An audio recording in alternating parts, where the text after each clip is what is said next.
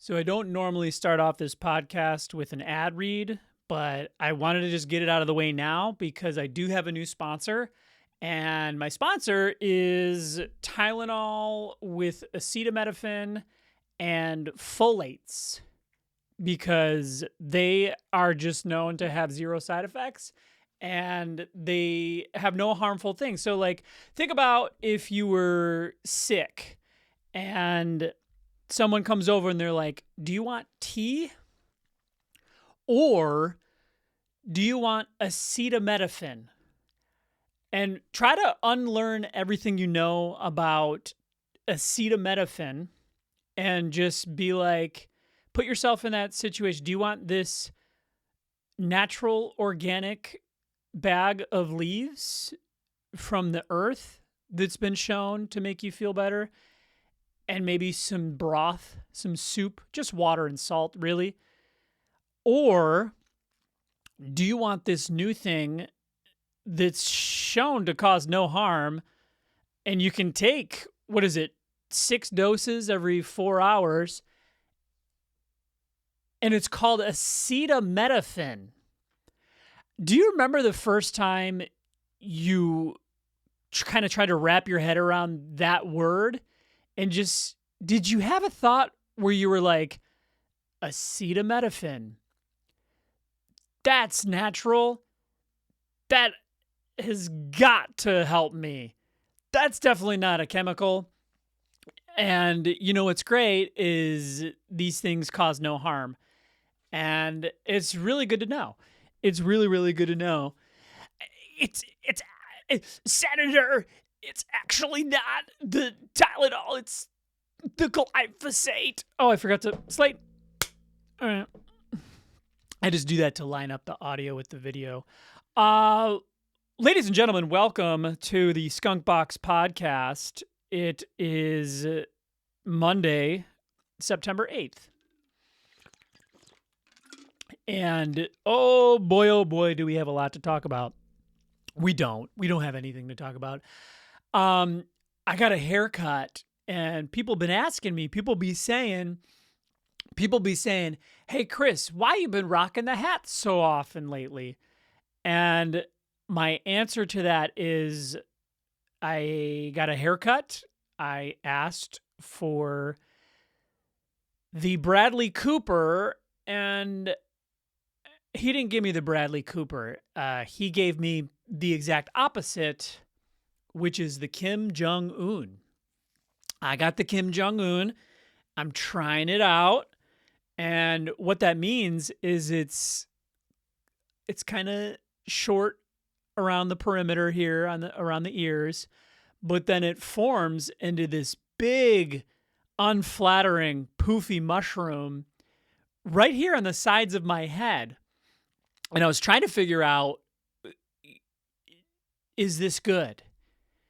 Is this good? And so far I'm leaning towards no, it's not good. I go to a place called Arcade Cuts that's for children. There are 2 barbers, and my last 2 times there, I got the bad one, who's ironically the owner. You would think that the owner would have his shit together and the employee would be the guy who's like, oh, you don't want Mr. Imad, you want Mr. Mo. Well, for me, Mr. Mo has just ruined my life one haircut at a time every time I go there.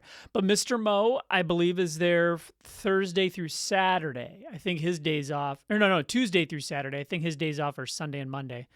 But now that I've thrilled you with the schedule of my preferred barber, let's get into this. Let's move on over to weather. Gary, hey everybody, it's you feel it in the air. It's a cool down like no other. It's that crisp fall air that occurs usually towards the end of September, but this one feels like it's coming. Fall's coming at the beginning of September, folks, and you know what?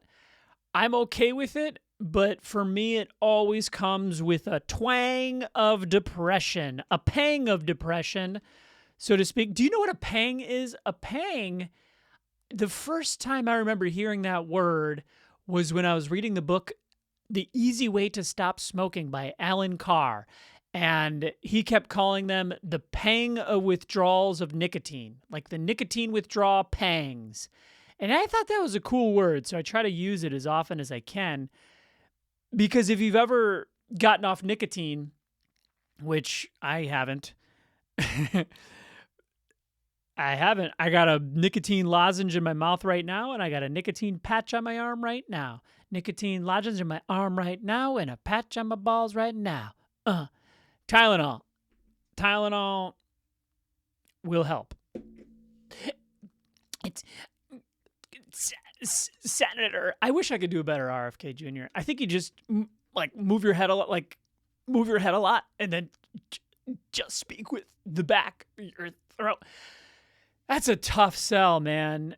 Because when that guy said he was going to run for president independently, I was pro that guy. But it sucks that no matter what happens, you're always going to have the half of the people who blindly say, yes, this is the guy. This is our guy. And then the other half that says, no, this ain't our gal. He's not our gal. Maybe if RFK Jr. came out as trans, maybe he would start to get some support, that guy. But not going to happen. The pangs of the change of the season. So for me, it does come with a little bit of depression. And not for the reason why a lot of people get that seasonal shits. And maybe I got a little bit of that going on. But for me, it's actually kind of a funny thing. I have a clear, distinct memory 16 or 17. What was September 2009? September of 2009.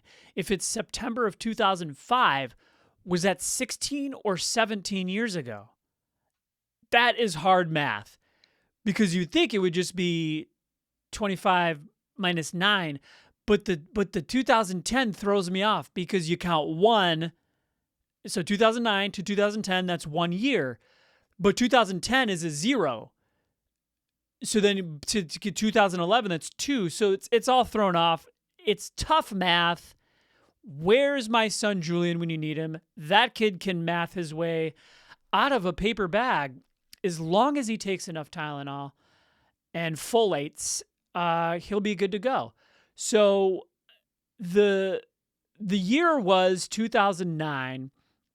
And this was the first realization for me, like a clear realization that it was the beginning of the end of something. I didn't know what it was, but it was the beginning of the end of something, because here was the circumstance. It was probably 2, maybe 3 days before I went back to school.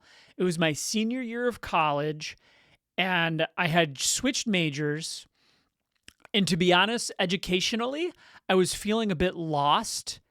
But it was the summer. So I was coming up on a new year. But the circumstances were what I would describe at that time as pretty perfect. We had some friends over. It was a nice day, but there was that pang. There's that word again. There was that breeze, that first autumn breeze that you feel that you're like, okay, times are a-changing. And for me, times were a-changing big time, because we were out on our front lawn. I was getting drunk, I was getting high, and I was at that perfect balance. I was maybe like 6 to 7 beers deep. We had an abundance of reefer. The reefer madness was flowing in abundance. There may or may not have been some pharmaceuticals. I don't know. I don't really remember. It doesn't matter. And we were playing the yard games. We were playing the cornhole. Circumstances couldn't have been more perfect. And I remember being very depressed. And the depression wasn't a direct feeling. The depression came from the fact that on paper, circumstances could not have been better. And I was unable to find any joy in a situation to where everything was arranged to my liking. And I think I kind of started to spiral because I was just like, oh man, if I'm going back to school in 2 or 3 days, I can't find joy in what I love doing. I really don't love class and going to school and studying and reading. I was like, oh my God, what is happening? So I think I made it about a month into that semester before I threw in the towel, and I couldn't do it any longer. It was just this empty, hollow feeling that I don't wish on my worst enemy, where nothing brings you the slightest bit of joy. And I still wasn't ready to articulate what was going on. In fact, this was kind of funny. I moved back in with my mom and stepdad, and I said I was depressed, and that was the only language I knew to describe how I was feeling at the time, and it was accurate, but I wasn't ready to examine the fact that I was just a tornado of destruction when it came to getting drunk and getting high. And this was the first time that I felt like I was really ready for a change. And so I moved home, and I was like, I am extremely depressed and I don't know what to do. And so I was like, I think maybe I should go talk to like a therapist. Maybe I need some antidepressants. Maybe take this semester off to recalibrate, give me some antidepressants, make me feel good. And so I went to see this like psychiatrist or psychologist. I think it was just a psychologist, which then was like a psychiatrist too. And I just laid it all out or whatever. Kind of. I don't think I was I was super open about my drinking and drug use because what the psychologist said, she looked at me and she goes, I don't think you have drinking drug problem. I think you just need to not do it so much. And I said, oh shit. Cool. I don't have a drinking and drug problem. I just need to not do it so much. Thanks, psychologist, probably from Russia. You've helped me out a lot.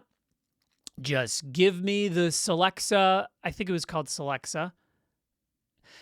Celexa, tell me why I'm feeling depressed. Thank you for your question. Did you try eating better food? No, Celexa, I haven't tried eating better food at all. Okay. Have you tried exercise?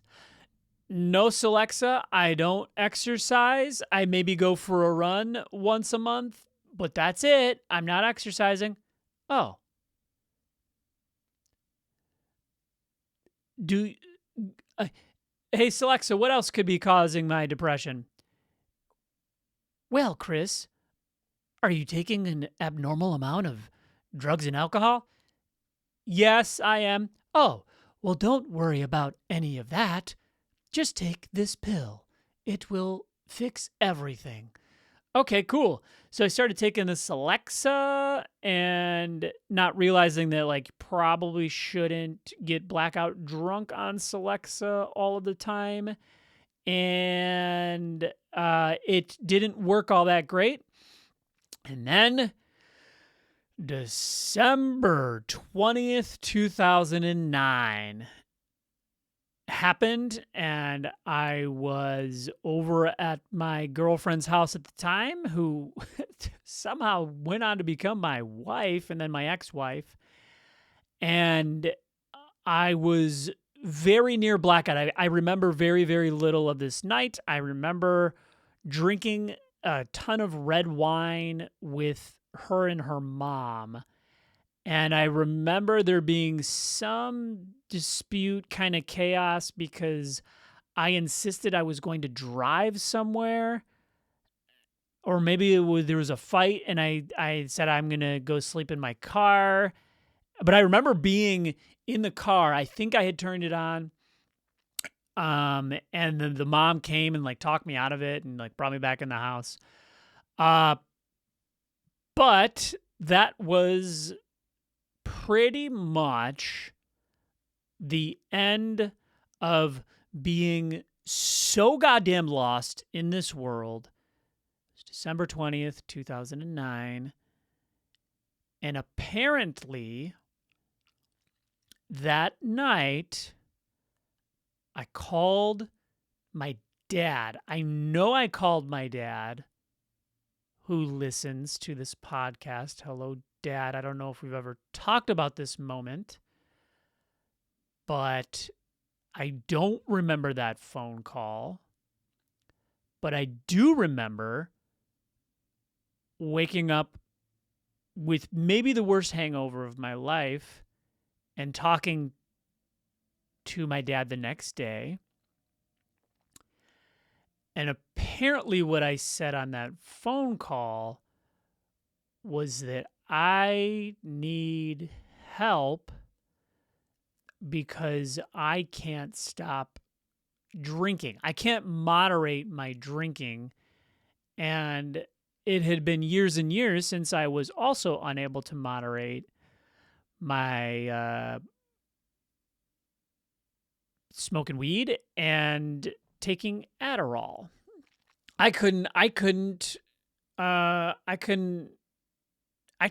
really, really hard. And it was like every time I had gone back and forth from school, it was like, this is going to be a new beginning because I'm going to be in a new place. This is going to be a new beginning because now I've switched majors and I'm going to work hard. This is going to be a new beginning because I have this new job and I'm going to stay on schedule. This is going to be a new beginning because I'm single now.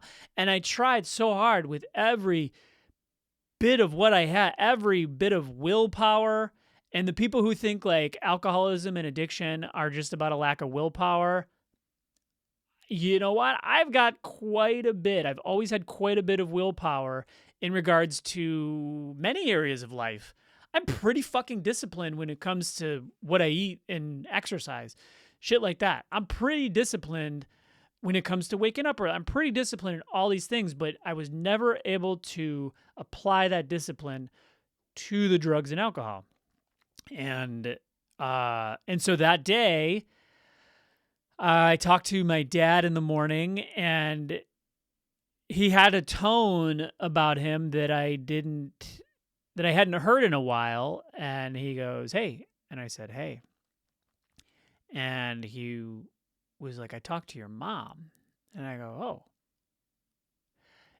That was alarm bells because I'm like, well, you guys don't talk that often. And just the way he said, I was just like, oh, what the fuck happened last night? And he said, we're going to get you some help. And I said, oh, what kind of help? I asked, like Peter Griffin, because that's our relationship. Me and my dad, we fucking funny. Just everything is, there's got to be a blanket of humor around pretty much everything. So I said, what kind of help? And he pulled out a Stewie. He turned, no, I'm just kidding. He said, well, you told me last night, this and that. And he goes, do you remember this conversation? I said, no, I don't remember it. But basically I said, I can't stop drinking. I can't stop drugging. I need help.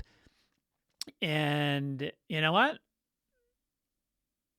They got me some help. And it changed my life. And had I not made that phone call, had I not had fantastic parents, had I not, the waterworks are starting. 38 must be the year where you just fucking cry over everything. Am I hitting male menopause? Because that was, had I not had good parents and had I not called my dad in a blackout, I don't know what I would be doing right now. There is a very, very good chance that I would be dead, because one thing you need to know about me is that when I'm drinking, I'm going to find a car. It may not be mine. I'm going to find a car and I'm going to drive that bitch. And so I may not be here either alive. I could have been in jail, or to be perfectly honest with you, I could have ended up in like a psych ward type place, or just so highly medicated that I would not really know up from down. So I went to rehab at Maple Grove, shout out Maple Grove, which I had to relearn how to do everything. I couldn't read a book. Are you fucking kidding me? You take away my Adderall, I'm not reading a book. So my grade point average was suffering tremendously. You know what's kind of impressive is I had these calculus classes, calculus 1, 2, and 3, and I would go to none of the classes and just cram the night before on a boatload of speed. And well, I did fail them. I did fail 2 of them, but then when I retook them, I did all right. So maybe that's not good. So I went to rehab, and this was like the first one. And again, yes. So at that moment, December 20th, 2009 is a very, very important day in my life, because that was the day that I threw in the towel. Now, 2.5 years later, at 2.5 years of sobriety, I did test the waters again for about 9 months. But I did not reach the bottom that I reached on that day. Whatever. I don't want to get into the second kind of relapse, but I went to rehab, and I learned quite a bit, and I reached out to the only person I knew, because a lot of what rehab taught me at that time was you got to go to meetings often. You have to work these 12 steps, which for people who have 3 things: honesty, open-mindedness, and willingness, there is a high level of success. Now, I think the success numbers in AA are dramatically reduced by the fact that so many people go through it forced by the court system. So people go and they're not ready. And I was one of those people. At 19, I got in trouble and I had to go through AA, and I was forced. And then I learned that, like, oh, I can just have random people sign this sheet. I don't have to actually go. I digress. But so for me, the open-mindedness and the willingness that was required to have success in a 12-step program, they had been beaten into me by years and years of just trying it on my own and just always ending up in the same place. So open-mindedness, check. Willingness, check. Honesty, I'll give it a shot. I knew nothing about honesty. My idea of honesty was like, it didn't exist. I just I didn't possess that. You asked 20 different people who knew me about me, you get 20 different answers. I was very much the performer who was showing a certain face to the world, that I was being who I thought you wanted me to be. And then when I would get drunk enough, I was being who I wanted to be, which was a rapper, a black guy, a black rapper. I thought I was a rapper. And you know what? It turned out, it took a lot of work on me, but it turns out that I was not raised in the hood, and it turned out, oh my gosh, I did not grow up with a tremendous amount of adversity. I had it pretty damn good. But I didn't have it Oh, and here's how I wanted to put a button on this whole thing. I didn't plan on really talking about this, although I have been feeling this way because every fall I get this pang of sadness and depression, and I feel like this is the first year where it happened and I put my finger on it. I was just like, "Oh yeah." And it went back to that day in September 2009, which was either 16 or 17 years ago. I don't know, the math is impossible. But I had to talk a little bit about it because I always was just like, oh, I'm one of those seasonal depression people. But now that I feel like I've kind of isolated the incident, I can let it go. It was a big time. It's like if you were going through something and you kept listening to the same song during that period of time, or if you watch the same movie or something that triggers the memory. Smell's a big one for me. So I'm so grateful for that day. I am so grateful that my family fucking rallied behind me and they told me in rehab that if you choose this life, I think there was an exercise where they had me make a list of everything I wanted to get out of sobriety. And they promised everyone who made this list that we were selling ourselves short for a person like me, because I think I put down a lot of material stuff. I want a cool car. I don't know. I never cared about cool cars. I wanted a big house. I wanted a seat on the couch next to Conan O'Brien or Jimmy Fallon. And you know what? There was a stretch of time where I really wanted that. And the gifts I've been given in this life are truly far beyond what I thought was possible. And the reason is because I feel like I've grown in areas where I didn't even know there were areas before this journey. So, very, very cool. And when I recalibrated, I did go back to Michigan State, and my GPA was very much suffering. And when I went back, I studied something with all the hope and clear-mindedness in the world, and I studied like film and TV production. And man, oh man, I 4.0'd every class thereafter. And I'm really proud that I did that with a lot of help. So that's the button I wanted to put on that. And I now do something for a job that like I didn't think was possible either. But with every positive, there's a negative, and I want to get into a pet peeve that I have.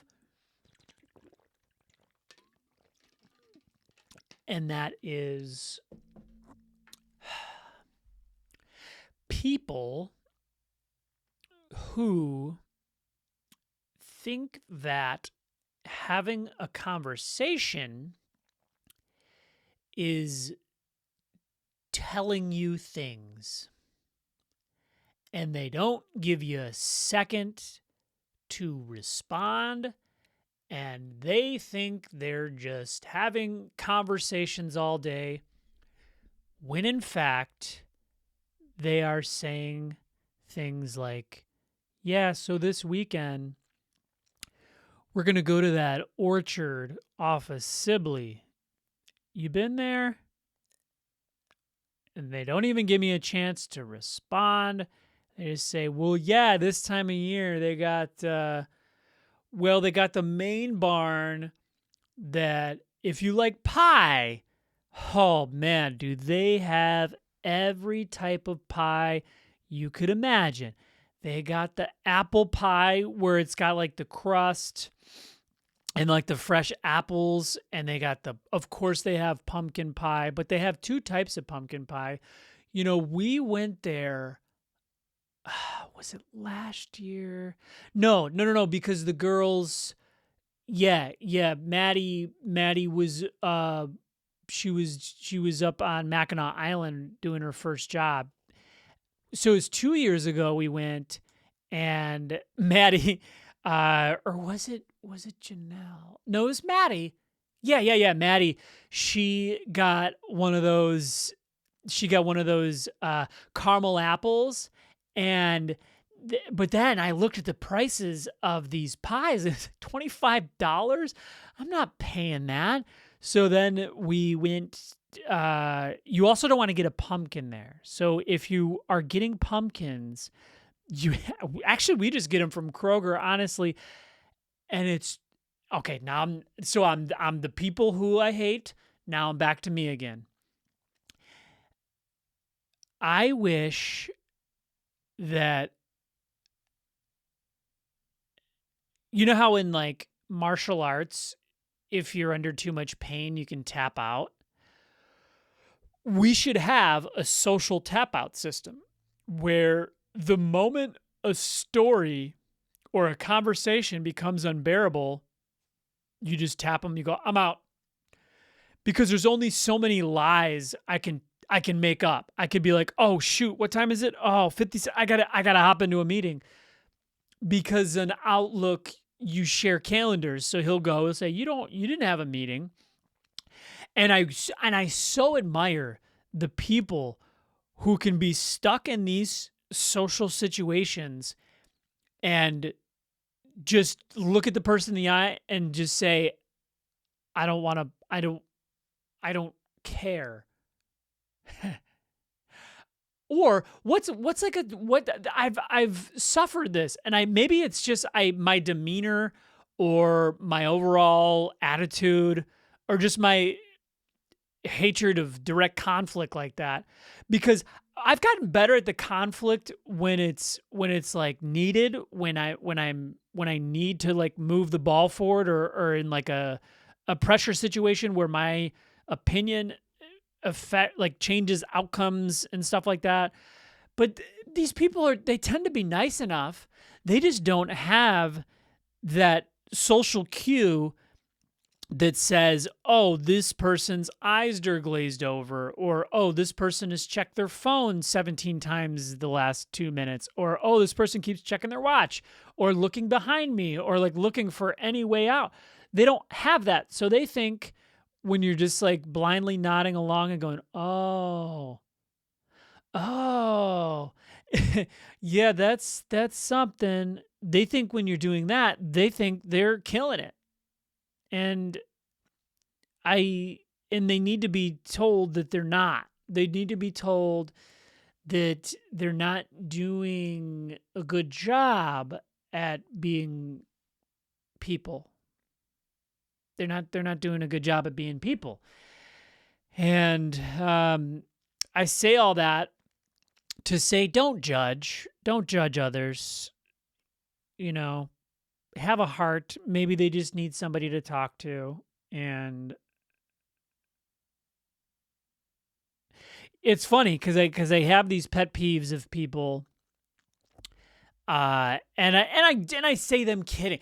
I don't care really if that's the worst part of my day, having somebody talk. And I say 20 minutes. It feels like 20 minutes and longer, but really it's probably like 7.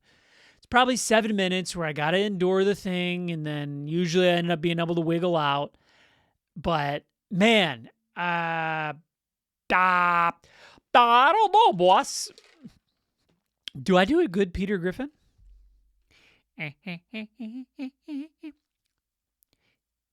You think that's bad?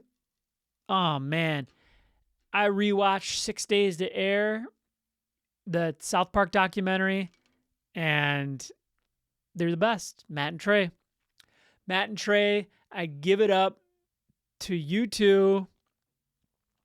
And if you could find it in your heart to take on a bigger responsibility and just be the president and vice president of this country, you have my vote. Jon Stewart, you have my vote. Unless you go up against Matt and Trey, you do not have my vote. Dwayne The Rock Johnson, I think your chances were better 10 years ago. But hey, man, you want to go in there and give it a go? We'll see. We'll see. You don't have my. I think. I mean, the best options left are going to have to be people who don't want the job, because the people who want the job are sick enough to step over other people and politic their way to the top. And that's a characteristic that's bad. It's bad. So, Jon Stewart, I think you got to do it. I really think Jon Stewart's got to do it. Jocko Willink, you want to get in there? You have my vote. Matt and Trey probably number one, though. Who's left? Who is left? Or who's right? Huh. But what sucks and is so draining is just the polarization of everything, man.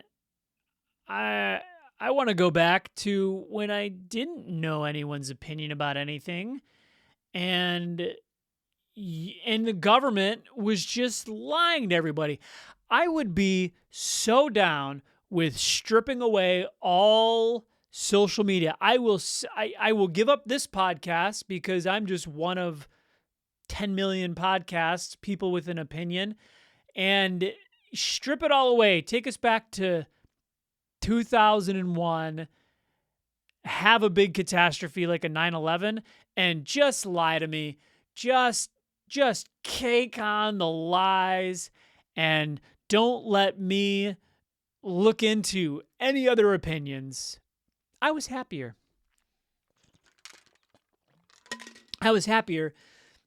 And then you have crazy voice box guy who half the people are like, this dude's awesome. And the other half of the people who said, this dude is the worst human, probably second worst human after his boss. And he's like, I just want to figure out what's wrong with the children. And he's like, taking down Big Pharma, which everyone's like, yeah, take down Big Pharma. But then he's like, I'm also taking down every doctor and pediatric nurse, and we're going to take them down. And it's like, oh man, why are you doing that? Why you going after them? But then he's like, I just want to figure out what's wrong with our food. And we're all like, cool, yeah, healthier food. Would it hurt to eat a grape? That's what I always say. Would it hurt to eat a grape? Oh, speaking of grape, I want to plug this sponsor, Grape Tylenol with acetaminophen. And I'm not plugging this because I have all my stock in Tylenol. I'm plugging it because it really helps and has zero adverse effects. And it has nothing to do with my son who has autism. Oh, that's a cool thing. If you listen to this, I talk about my son a bit because he is on autism spectrum disorder. He's on the spectrum, and he struggles in the classroom with regulating. And his mom, finally, we've gotten him approved and into ABA therapy. And it's, shown to have really, really positive impacts on people on the spectrum and people with ADHD to help them self-regulate and interface and operate in this crazy world we live in. And man, it feels like reaching a checkpoint, a big one, because everything we've done over the past 3 years has kind of culminated in him getting this direct support, which is fucking awesome. And when I say 3 years, I mean 4.5 years because it's so he's 6.5, and it was at his like second 2-year-old checkup where I was like, "Hey doc, things seem off. Does he have autism?" I took this online test, answered it as accurately as I possibly could, and it put him in like a 98 percentile danger category. Here's the results, here's this, here's that. What do you think? And she said, "Nah." No. Not only did she give an emphatic no, she was like very dismissive. She was super dismissive. And so I'm like, "Oh, sweet. My prayers have been answered. We could put this to bed." The doctor said no. So we were like, "Cool. Nothing. Awesome." So then 3-year checkup comes and we say, "Hey doc, are you fucking sure?" And she goes, "Nope, definitely not. You're questioning me? A doctor of pediatrics? How dare you?" So I said, "Oh, you're right. You're right." And then somehow within that, we were able to get him approved for speech therapy. So IEP number 1, speech therapy, which actually did help him in tantrums because he was able to articulate things that he wasn't able to prior. Not that he was nonverbal. And that's a silver lining. He is pretty high functioning for the most part. It's just the classroom that really is tough on him. I think it's auditory, sensory, maybe the lights, who knows. Or maybe it's just that 6-year-old sitting still for 8 straight hours is hard. So we got him into the speech. We got him into like GSRP that's supposed to really help, which was a nightmare, and then kindergarten, which was a nightmare. And so the third time we went to the same pediatrician, we said, "We are drowning here. What is going on?" And she said, "Oh, he's just anxious. You want me to write him a prescription for some anxiety medicine?" And I said, "Look, whore, you're not listening, whore." I called her a whore several times. I didn't call her a whore, but it was one of those times where you remember how I was saying like confrontation is tough when it's not a scenario like this. Well, this was a scenario where like mid-sentence I'm explaining and she kept cutting me off and talking over me. And I said, "I wasn't done talking." And she was like, "Oh, how dare a man speak over a woman in this climate 2023. So I'm glad I spoke up because then she got us a referral over to U of M psychiatry, and that was months and months and months. Things just take so long, and then he got like instantly diagnosed with ADHD. The psychiatrist looked at him, said ADHD, and I go, "No, his name's Julian." He goes, "ADHD." And so, spending about 3 hours there, and then we had to do a follow-up where this like real deal psychiatrist tested him, and then that's when he finally got diagnosed. It was like April 2025, whatever. And now finally, almost 6 months after that, we're waitlisted on ABA therapy, and we finally have reached this checkpoint. So if anything else, just give a moment, say, "Fuck yeah, Julian. Fuck yeah, dude. You're gonna just thrive, buddy." And that's all anyone wants for you is to thrive.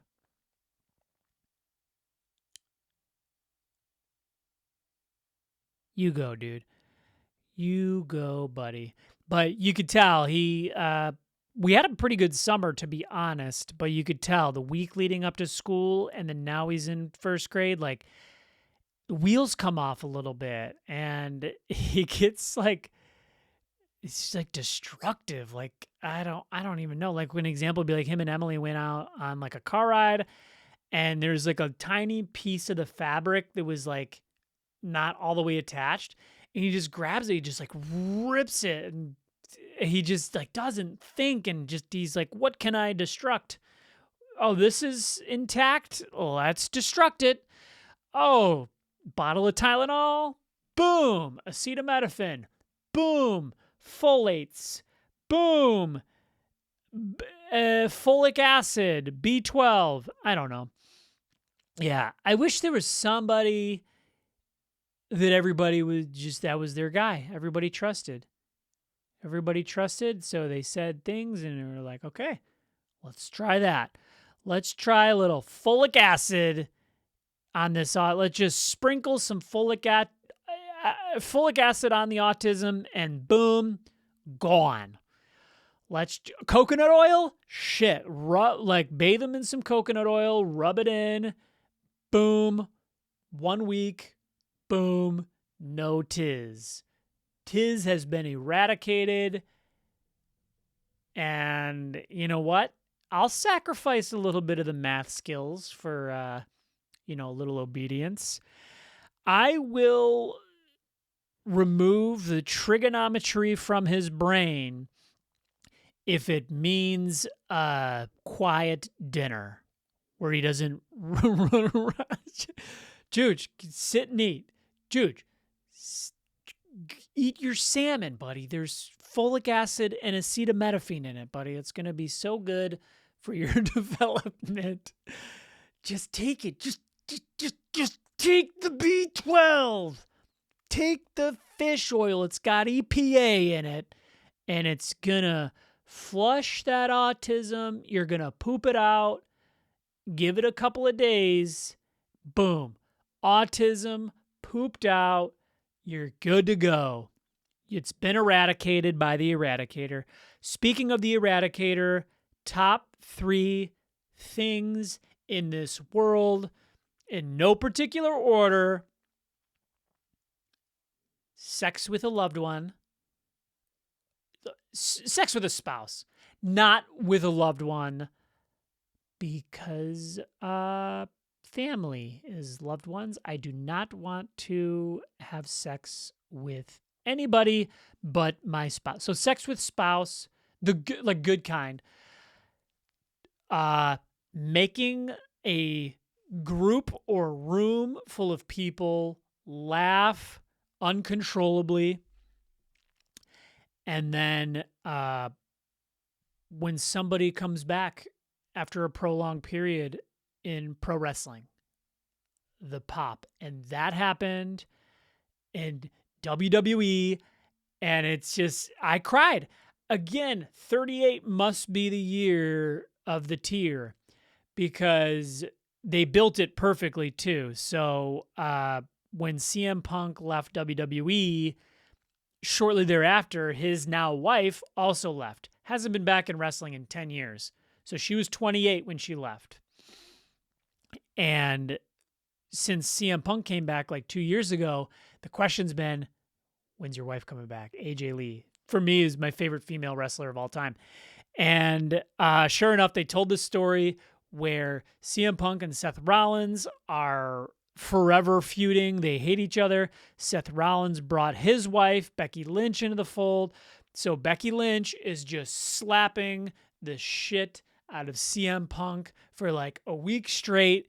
And when she did it on Monday, it was like, oh my God, he needs a female to counteract Becky Lynch. And everyone's like, no way, no way. And then they teased it, and they teased it some more, and the rumors began swirling. And then the show was in Chicago, their home city. Well, CM Punk's home city, but they live there. And so Becky Lynch, they're in the ring. They're doing this segment to close SmackDown. Seth Rollins is like hiding in the crowd. CM Punk's like, you're a coward. And Becky Lynch is like, he's not a coward. And smacks the shit out of CM Punk. And he goes, you know what? I will not put my hands on a woman, but fortunately, I found someone who will. And everyone was like, oh my God. And then that moment when AJ Lee's music hits, it's just so cool because there's that rare crossover between when you're cheering for the character that they're playing on TV, but you're also cheering for the person, the human that's playing the character. And I have the video like queued up right here. It's right next to the video that says why taking Tylenol every day is good for the brain and body development.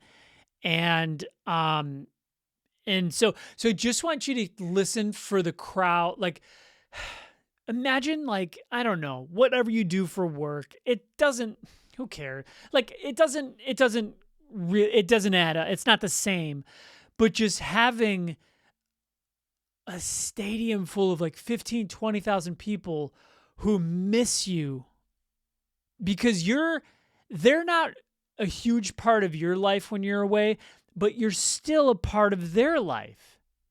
And they just remember the good times and the good work that you did. And so for you to return to something 10 years later, you're 38 years old, you look like you aged 0 days. You actually look better than you did when you were 28. Hats off to AJ Lee. I'm so happy for the human. And she looked so fucking good. Like, I'm not being like a hornball or nothing, but just, it's so cool. It's like when Eminem came back after 4 years of not making music, and when he went away, he looked so terrible, and he came back, he was like chiseled, and he looked sharp.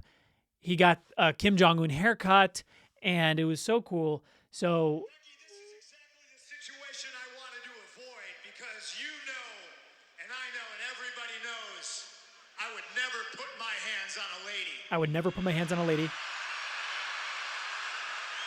Thankfully, I got somebody who will. Now just listen to the roar of this crowd if you can.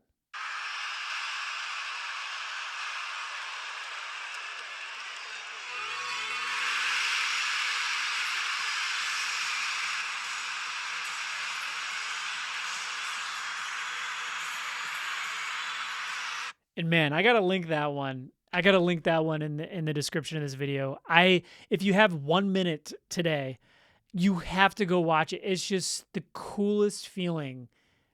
Just eruption because you're back. And wrestling is so cool that it does it like that because there's the entrance music and everyone's like waiting to hear it.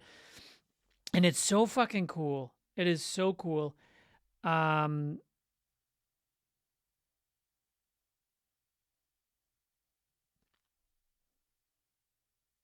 And that is all that I wanted to share today. And I hope you have a great fall. Go Lions. Go my fantasy team. And if you want to talk sports, leave a comment or call me and we'll talk sports. Peace.